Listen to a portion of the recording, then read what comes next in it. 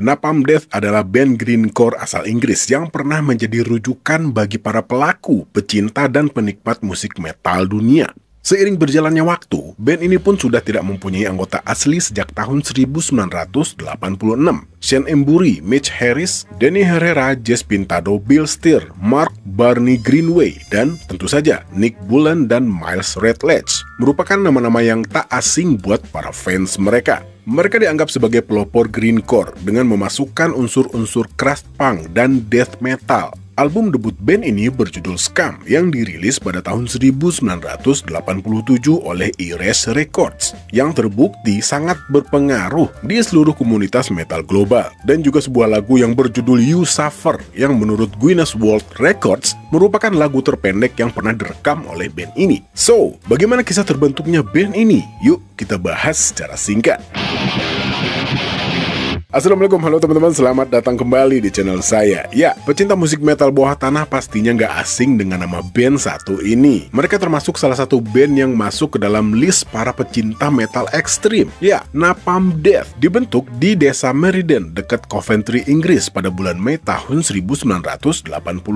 Ada Nick Bullen dan Miles Redledge pada saat itu, dan mereka masih berusia belasan tahun. Duo ini telah bermain dalam band amatir sejak tahun 1980, termasuk dengan band yang bernama Civil Defense, The Mass, Evasion, Undead Hatred, dan Sonic Noise. Sebelum akhirnya mereka menjadi Napalm Death pada pertengahan tahun 81. Awalnya band ini terinspirasi oleh generasi awal band-band punk, terutama gerakan anarko-punk. Ya, boleh dibilang subgenre musik punk yang berfokus pada politik anarkis, termasuk di dalamnya band yang bernama Crash. Pada awalnya, formasi ini terdiri dari Nicholas Bullen pada bass dan vokal utama, Simon Oppenheimer pada gitar, dan Miles Redledge pada drum. Formasi ini bertahan dari bulan Desember tahun 81 hingga Januari tahun 82, hingga Graham Robertson bergabung sebagai basis. Dan tak lama setelahnya, Simon Oppenheimer meninggalkan band ini pada bulan Agustus dan digantikan oleh Daryl Fedesky yang akhirnya juga meninggalkan band ini pada bulan Oktober tahun 82. Dan pada saat itu, Graham Robertson mulai bermain gitar, yang menjadikan posisi bass diisi oleh Finbar Quinn yang adalah seorang mantan personil band Cure View.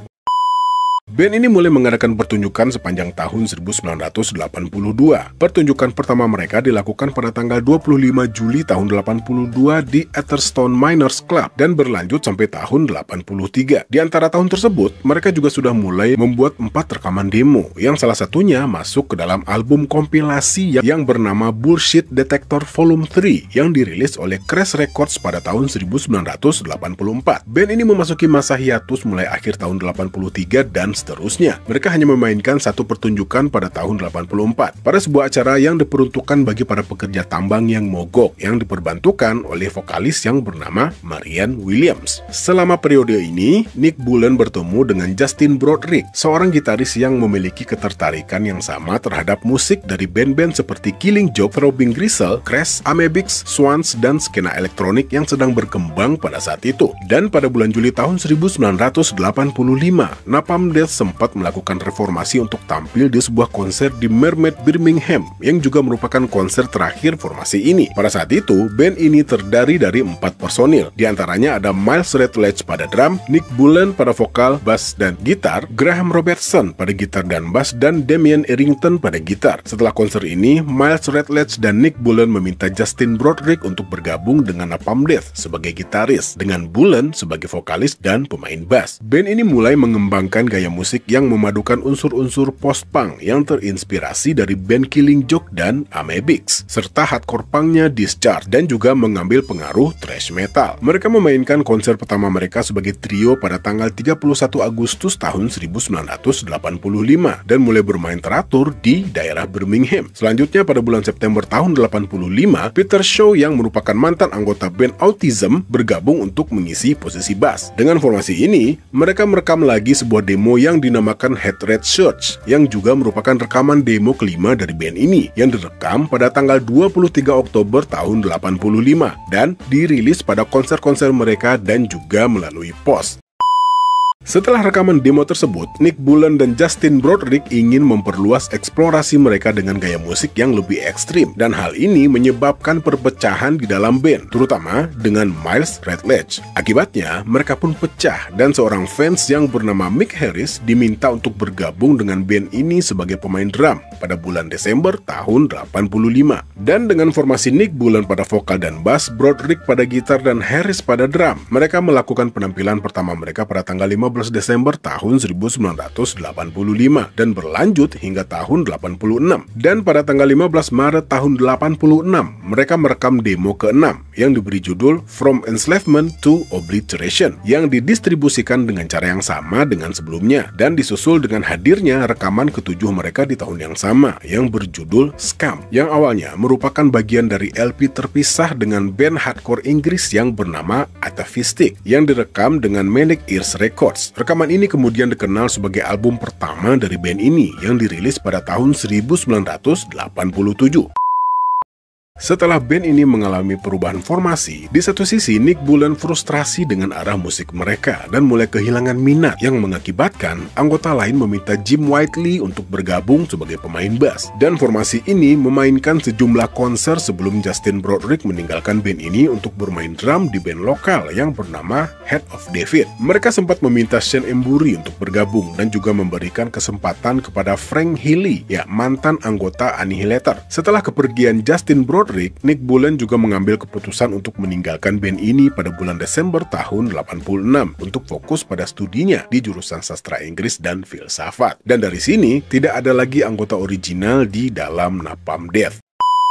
Dengan keluarnya Justin Broadrick dan Nick Bullen, para anggota yang tersisa mulai mencari orang-orang untuk menggantikan posisi mereka. Akhirnya seorang gitaris bernama Bill Steer yang saat itu juga bermain di band death metal bernama Carcass diminta untuk membantu dan bergabung dengan Napalm Death. Di waktu lain, mereka juga meminta teman mereka yang bernama Lee Dorian untuk bergabung sebagai vokalis dengan band ini, meskipun Lee Dorian belum pernah bermain band sebelumnya. Dan formasi ini merekam side B dari album Scam di studio Rich Beach pada awal Mei tahun 87, dan album ini dirilis melalui Iris Records. Setelah melakukan tur singkat setelah merilis Scam, Jim Whiteley keluar dari band, yang menjadikan Shane Embury berpindah posisi ke bass. Setelah itu, mereka kembali masuk ke studio dan merekam album kedua mereka yang berjudul From Enslavement to Obliteration. Sekembalinya dari Jepang pada bulan Juli tahun 89, Bill Steer dan Dorian meninggalkan band ini. Bill memutuskan untuk mendedikasikan dirinya secara penuh untuk Carcass, sementara Lee membentuk band beraliran doom metal yang bernama Cathedral, dan setelahnya Jess Pintado dinobatkan sebagai gitaris baru mereka dan Mark Barney Greenway sebagai vokalis. Formasi ini kemudian ikut dalam tur yang bernama Grind Crusher yang diselenggarakan oleh Iris Records. Setelah itu, band ini merekrut Mitch Harris sebagai gitaris kedua mereka. Band ini mulai mengerjakan Harmony Corruption di Florida. Album ini menunjukkan perubahan gaya dari band ini dengan kutukan yang lebih keras dan tempo yang lebih lambat, dan juga dengan pengaruh death metal yang cukup kental. Dan album ini dirilis pada tanggal 1 Januari 1990.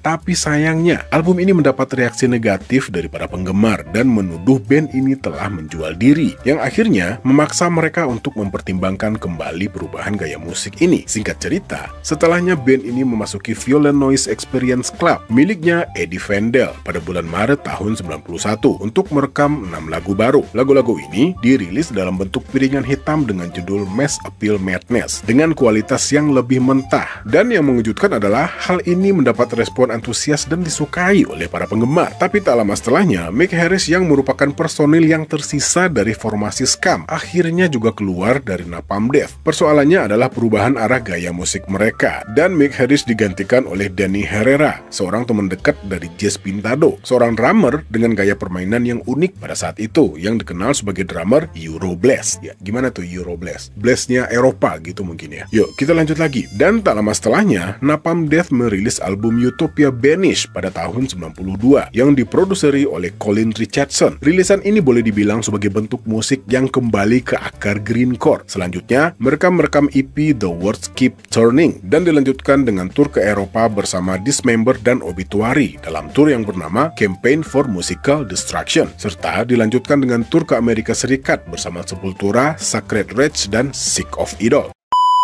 Mereka juga sempat merekam ulang lagu yang berjudul Nazi Punk's Fuck Off yang dimasukkan ke dalam sebuah EP pada tahun 1993. Hasil penjualan album ini disumbangkan kepada organisasi anti-fasis. EP ini terinspirasi dari tur Napalm Death di Afrika Selatan pada tahun 93 yang sangat kontroversial karena band ini menghadapi banyak tantangan dari para supremasi kulit putih.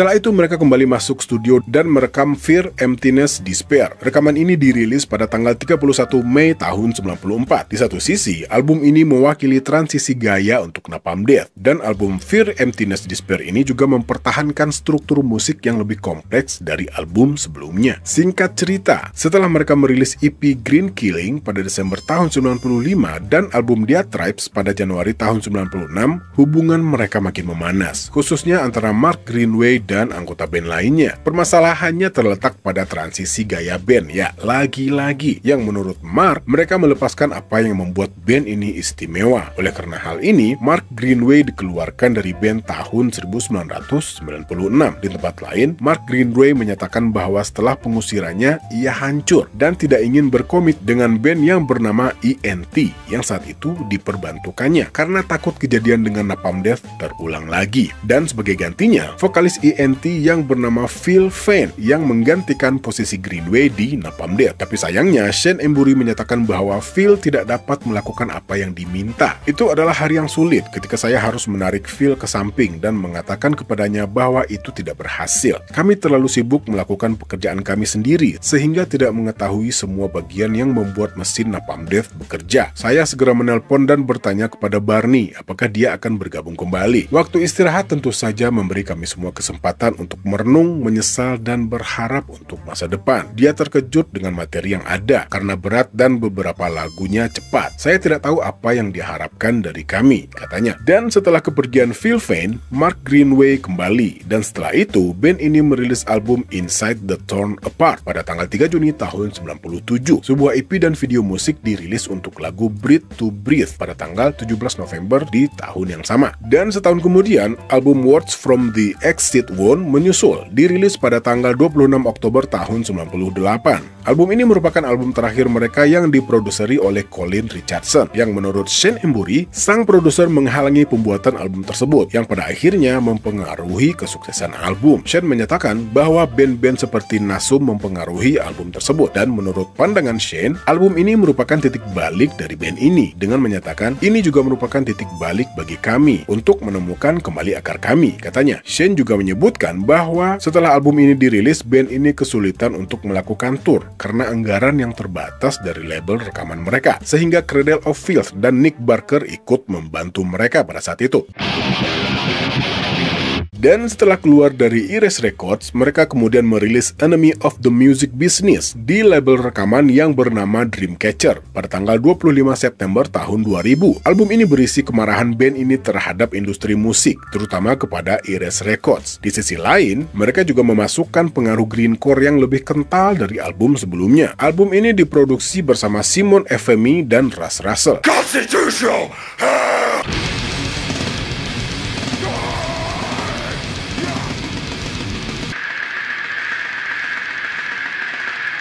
Lanjut lagi, pada bulan April tahun 2005, mereka merilis album berikutnya yang bernama The Court is Red, Long Live The Court. Album ini juga menampilkan beberapa musisi tamu, antara lain Jeffrey Walker dari band Carcass, Jamie Jasta yang merupakan vokalis Heather Breed, dan Jello Biafra yang pernah bergabung dengan Dead Kennedys, dan banyak lagi. Album ini tetap bergaya brutal metal ekstrim, dengan suara grindcore yang khas yang tetap dipertahankan. Dan setahun kemudian, Napalm Death menyelesaikan rekaman album mereka yang berjudul Smear Campaign pada bulan Juni tahun 2006 dan dirilis pada tanggal 25 September tahun 2006 dengan ulasan yang sangat baik dari para penggemar dan kritikus. Fokus lirik utamanya adalah kritik terhadap pemerintah Amerika Serikat dan pemerintah lain tentang kereligiusan.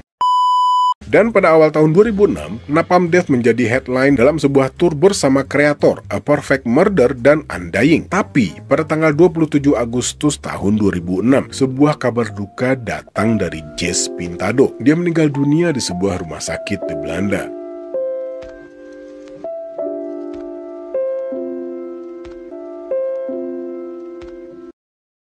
Kita lanjut lagi. Setelah tour Smear Campaign, band ini melakukan World Domination Tour pada tahun 2007 dan pada bulan November tahun 2008, album studio ke-14 Napalm Death yang berjudul Time Waits for No Slave bocor di internet dan akhirnya membuat album ini secara resmi dirilis pada tanggal 23 Januari tahun 2009. 2 tahun kemudian, Napalm Death kembali masuk studio, sebuah studio bernama Parlor Studio di Kettering, untuk mulai mengerjakan album baru pada tahun 2011. Dan mereka juga merekam single Legacy Was Yesterday, dan tak lama album studio ke-15 mereka pun dirilis, dengan judul Utilitarian. Dirilis di Eropa pada tanggal 27 Februari tahun 2012, dan 28 Februari di Amerika Utara melalui Century Media. Pada bulan Maret tahun 2012, Napalm Death kembali menjadi headline dalam festival Metal Mayhem 4 yang diselenggarakan oleh Defenders of Metal di Nepal. Dan ini juga pertama kalinya Napalm Death bermain di Nepal. Pada waktu itu, mereka juga dijadwalkan untuk memainkan pertunjukan di Victoria and Albert Museum di London pada tanggal 22 Maret tahun 2013. Tapi sayangnya dibatalkan karena kekhawatiran tingkat kebisingan dapat merusak bagian-bagian museum. Kemudian, pertunjukan dipindahkan ke De La War Pavilion di Bexhill pada tanggal 29 November tahun 2013. Pertunjukan ini juga merupakan kolaborasi dengan seniman keramik yang bernama Keith Harrison. Dan pada pertunjukan ini juga menampilkan 10 speaker kayu berukuran besar yang berisi tanah liat cair yang dibiarkan mengeras, dengan harapan saat band mulai bermain, tanah liat di dalam speaker ini ikut bergetar, yang nantinya akan menyebabkan speaker retak dan akhirnya meledak. Tapi sayangnya tidak berjalan sesuai rencana. Pertunjukan ini dianggap anti klimaks karena speaker tetap bertahan dari getaran. Ya, mungkin sampai akhir pertunjukan kayaknya ya. Saya juga belum lihat ini pertunjukannya. Oke, kita lanjut lagi. Dan tahun depannya, di sekitar bulan April tahun 2014, band ini merilis sebuah cover dari band Cardiacs yang berjudul To Go Of End Things melalui sebuah platform yang bernama Bandcamp. Dan semua hasil dari single tersebut disumbangkan untuk vokalis Cardiacs yang bernama Tim Smith yang terkena serangan jantung atau stroke yang dideritanya pada tahun 2008. Ya, agak ironi ya, nama bandnya Cardiac. Dan beberapa bulan kemudian, tepatnya pada tanggal 5 November, melalui akun Facebook, mereka mengumumkan bahwa Mitch Harris akan hiatus dari band karena penyakit yang dideritanya dan akan digantikan oleh beberapa gitaris selama tur mereka. Dan di tanggal 26 Januari tahun 2015, album studio ke-15 Napalm Death, Apex Predator Easy Meat, dirilis. Singkat cerita, 2 tahun kemudian, di bulan Agustus tahun 2017, diumumkan bahwa mereka memasuki studio untuk mulai merekam album ke-16 mereka yang akan dirilis di awal tahun 2018. Tapi di sekitaran bulan September, Mark Greenway berbicara pada Australia Stick for Stones, mengatakan bahwa ia mengutuk pengumuman tersebut. Ya, ada apa nih? Dan menyatakan bahwa tidak ada materi yang sedang dikerjakan saat ini. Dia menambahkan masih tahap awal, dan dalam sebuah wawancara di Download Festival pada bulan Juni tahun 2018, Mark juga mengkonfirmasi bahwa Mitch Harris akan muncul di album baru tersebut yang diperkirakan tidak akan dirilis sampai tahun 2019.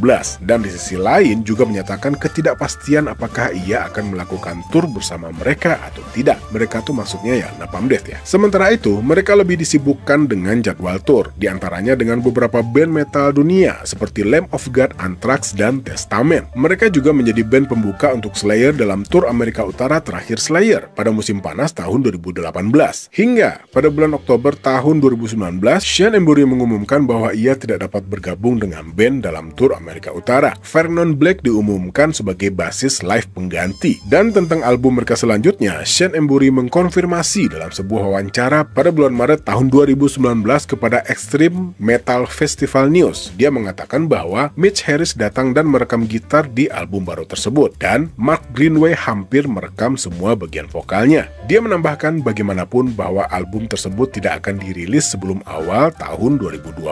Dan sebagai pendahulunya, sebuah EP berjudul Logic Revenge by Brute Force dirilis pada 7 Februari tahun 2020. Dan band ini merilis album studio ke-16 mereka, Throes of Joy in the Jaws of Defeatism, pada bulan September tahun 2020. Ya, Napalm Death. Ya, buat saya pribadi, ini termasuk band nostalgia juga ya. Oke lah, intinya mudah-mudahan video ini cukup mengobati kerinduan bagi para teman-teman yang juga menyukai lagu-lagu ekstrim metal ya. Dan saya juga sempat lihat postingan sosial medianya. Sampai saat ini Napalm Death masih sering keliling-keliling buat tour, buat bermain-main. Ya, sepertinya video kali ini udah cukup panjang dan mungkin beberapa kejadiannya ada yang nggak urut ya. Ya, pastinya video ini banyak banget kekurangannya, dan saya berharap teman-teman yang punya informasi yang lebih valid dan lebih tepat, ya silahkan cantumkan di kolom komentar. Ya, oke lah, saya Al pamit. Assalamualaikum warahmatullahi wabarakatuh.